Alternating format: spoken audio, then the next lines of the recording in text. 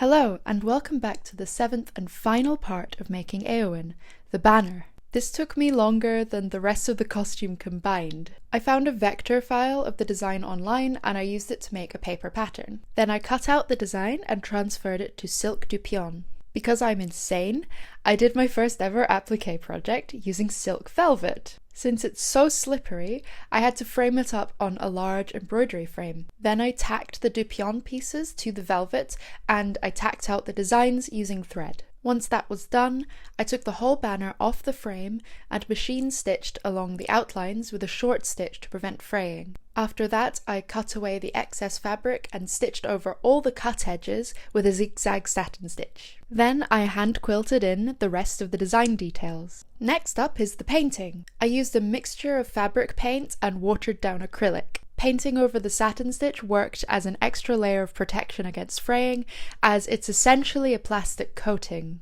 Once I had painted on the design of the main banner, I washed out the stabilizer and left it to dry before I hand-stitched on the binding. For the repeated design on the binding, I made a stencil out of foam. This really sped up the painting, but it was still quite time-consuming. The last finishing touch to the banner was the tabs, which hold it onto a flagpole. And that's it! My Eowyn costume is finished.